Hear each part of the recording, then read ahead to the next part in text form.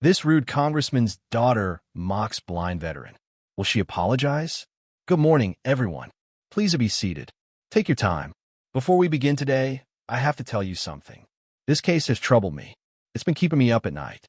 I've been sitting on this bench for 32 years, and I've seen a lot of things that bothered me, a lot of things that made me sad, a lot of things that made me angry. But this one is different. The defendant's father is a congressman. He represents Rhode Island's 2nd District. He sits on the House Veterans Affairs Committee.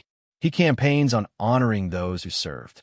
Every Veterans Day, every Memorial Day, he's there giving speeches about sacrifice and service and what we owe to the men and women who protect this country. But he's not here today. He's in Washington. He should be here. He needs to see this. He needs to hear what his daughter did while he was in Washington giving speeches about veterans. And you know what? Before we're done today, he will. I'm going to make sure of that. The courtroom in Providence Municipal Court felt heavier than usual that crisp December morning in 2024. The air thick with anticipation as Judge Frank Caprio, a man whose reputation for fairness and compassion had long preceded him, surveyed the room with eyes that carried the weight of 3 decades of human stories unfolding before him. Stories of petty crimes and profound injustices, of broken lives and rare moments of redemption, but none quite like this one, none that gnawed his conscience the way this did, keeping him awake staring at the ceiling fan spinning slowly in the dark, replaying the evidence in his mind, the security footage frozen on frames of cruelty that no amount of judicial detachment could erase. The defendant, Brianna Michelle Harrington, sat at the defense table in a tailored Navy suit that screamed privilege. Her manicured hands folded neatly, but her expression betraying a flicker of boredom.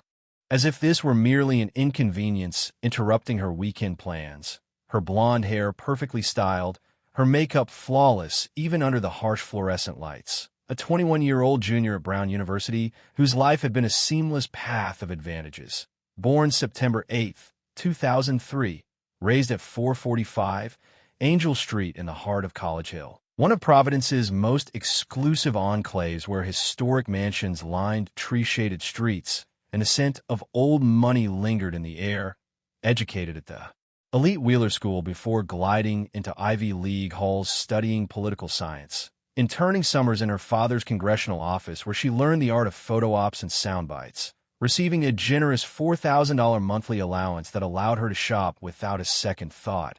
Her father, Congressman David Michael Harrington, a fixture in Rhode Island politics since his first election in 2014, re-elected comfortably every cycle, now the ranking member on the House Veterans Affairs Committee and Armed Services Committee, a man whose campaign slogan, honoring those who serve, adorned billboards and bumper stickers across the state, who never missed a veterans parade or ceremony, delivering eloquent speeches about duty and gratitude, with a practiced sincerity that won votes and donations.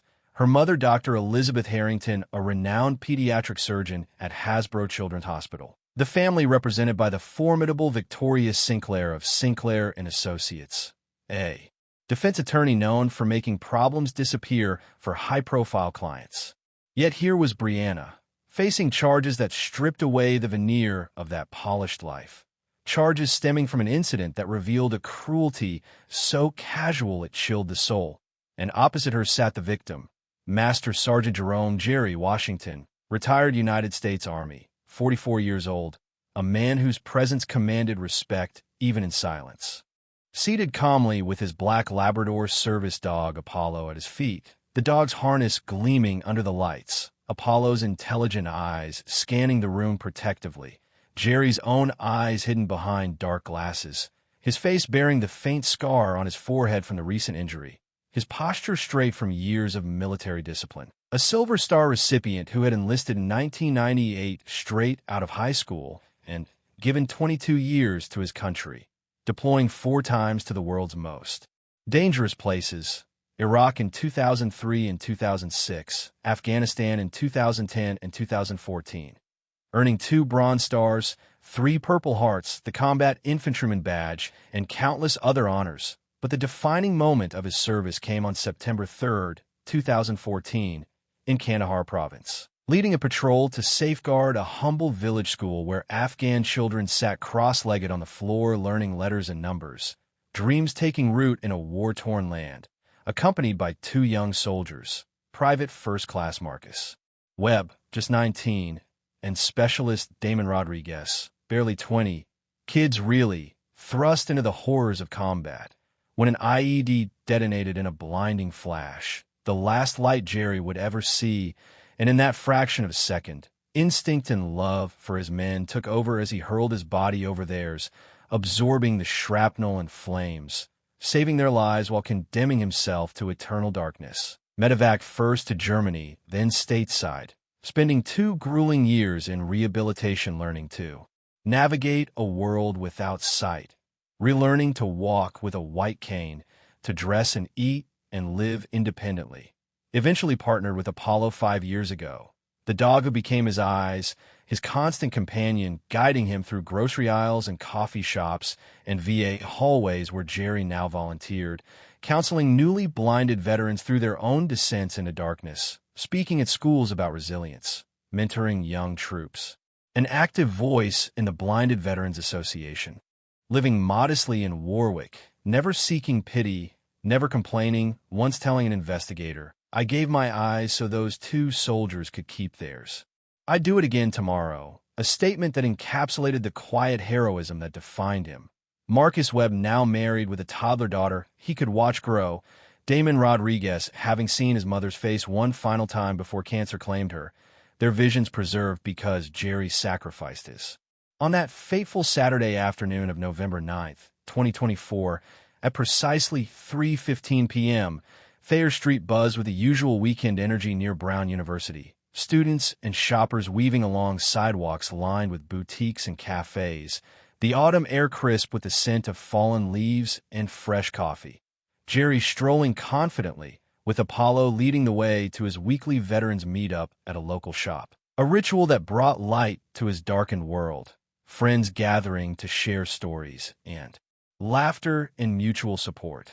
When Brianna emerged from a high-end boutique laden with shopping bags, flanked by her friends Madison Cole and Alexis Brennan, both 21, giggling over their purchases, and in the crowd's shuffle, one of Brianna's bags lightly brushed Apollo, a minor bump on a busy street. Nothing more, but Brianna halted abruptly, her voice cutting sharp. "Ew, gross, get your dog out of my way. This is a shopping area, not a kennel." Words dripping with disdain, and Jerry, ever composed, responded calmly, "Ma'am, this is my service dog. I'm blind. He helps me navigate." Only for Brianna to burst into laughter, a cruel, mocking sound that turned heads. "Oh my God, you're actually blind? That's so sad. Can you even see how pathetic you look right now? Stumbling around with your little helper dog." Pathetic, the word landing like a slap, directed at a man whose sacrifices she couldn't begin to comprehend. And as Jerry attempted to move past, refusing to engage, Brianna pursued, announcing loudly to her friends, "Watch this," then taunting him, "Hey, blind guy, how many fingers am I holding up?" Flipping him the middle finger as captured on nearby security cameras, her friends dissolving into hysterics. Jerry steadfastly trying to disengage, Apollo guiding him forward, but Brianna escalated, reaching out and seizing Apollo's harness, yanking it hard with a sneer. "Does the blind guy even know where he's going? Maybe I should lead you. Oh wait, you probably can't afford to tip me." Causing Apollo to yelp in surprise and pain despite his rigorous training.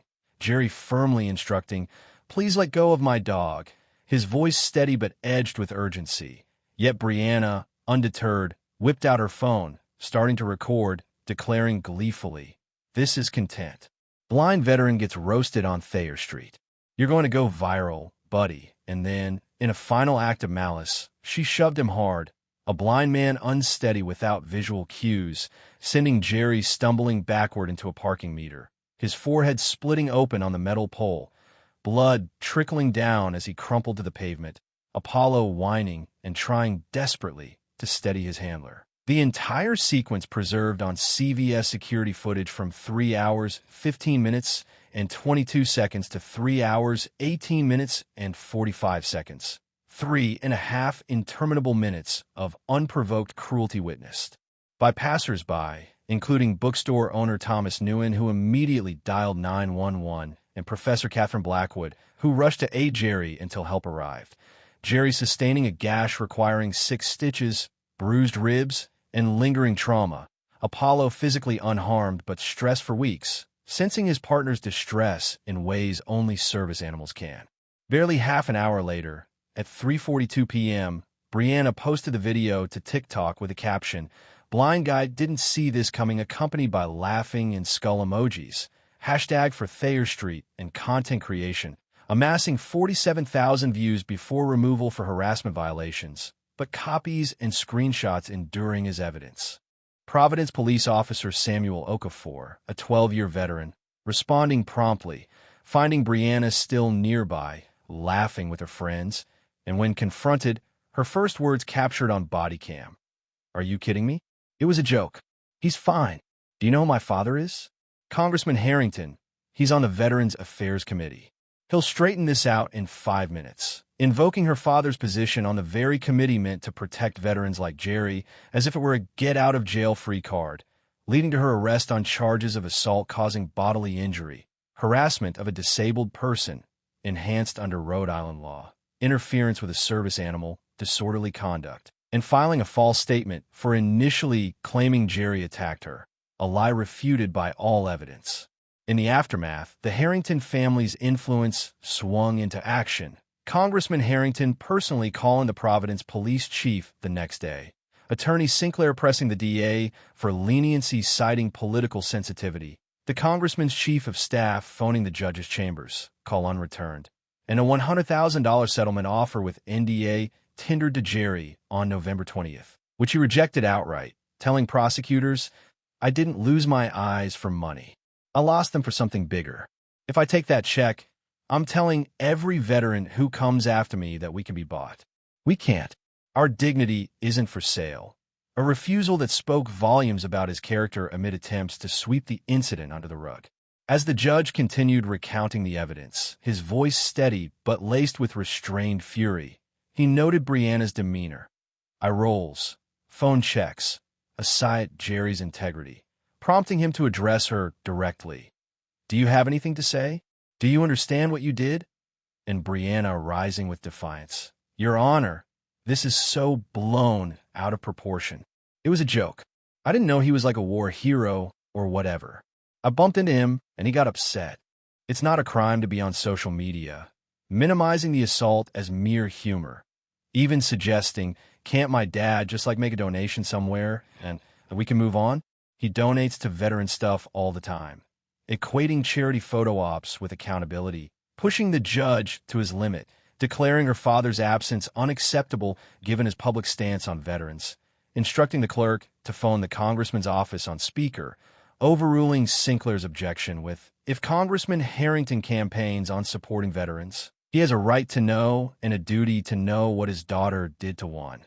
The call connecting amid hold music, the congressman, coming on confused and concerned for his daughter's safety, only to hear the judge detail the incident verbatim.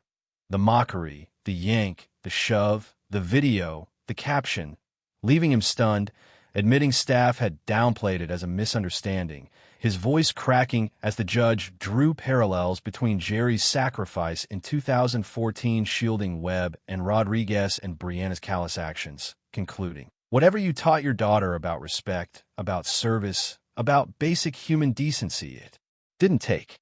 Maybe you were too busy. Giving speeches about veterans was the same as raising a child who respects them. It's not.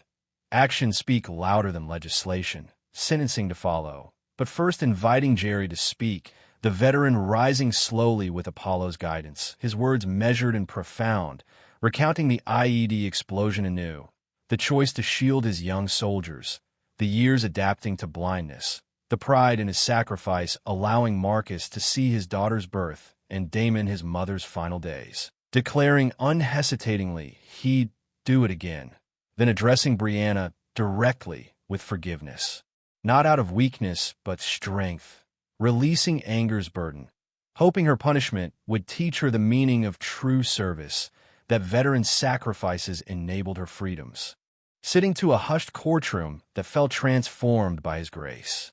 The judge, visibly moved, praised Jerry's forgiveness as the epitome of character forged in service, contrasting it with hollow speeches, lamenting how society often forgets veterans' ongoing struggles, physical and invisible, affirming Jerry's continued volunteering even post-assault as true honor, then turning to Brianna with unflinching judgment, reviewing all evidence. The footage, statements, reports, video, impact statement, rejecting defense pleas for probation as framing it a mere lapse. When it revealed deeper character flaws exposed in unguarded moments, pronouncing guilt on all counts and imposing consecutive sentences totaling 240 days, 8 months, incarceration, a $20,000 fine split among veterans organizations, including the Blinded Veterans Association, Guide Dogs for the Blind, and Rhode Island Disabled Veterans Fund. $15,000 restitution to Jerry for medical, veterinary, and emotional costs. 2 years probation with stringent conditions. 500 hours mandatory veterans service. 200 at Providence VA with blind veterans assisting directly. 200 at association events organizing and serving. 100 reading audiobooks to provide blind veterans literary access. Plus disability training, a public courtroom apology letter read aloud, and in-person apology with her father present, social media ban for probation duration, stripping her content platform, ankle monitor post-release, any violation promising severe repercussions, requiring surrender December 20th, 2024 for release around August 2025, explaining the sentence not as vengeance, but consequence and opportunity for growth. Time to reflect in confinement and give back through service, compelling her to confront what privilege had shielded her from. Hoping at 22 upon release, she'd emerge humbled with gratitude and decency, or remain unchanged. The choice hers. Finally, the judge thanked Jerry profoundly for his service, sacrifice, and courtroom grace. Commended Officer Okafor for impartiality against influence. Addressed the public on true heroism embodied in a blind man with his guide dog, who forgave amid humiliation, and accountability, holding even the powerful children to justice without backroom deals, as bailiffs led Brianna away, her composure finally cracking, Jerry departing with Apollo's steady guidance, dignity unbroken. The courtroom emptying into a world reminded that honor resides not in words or positions, but in actions and heart. The case, a dramatization crafted for storytelling and reflection on justice, empathy, and the profound debts owed to those who serve, never intended as factual or legal precedent, but a mirror to society's soul.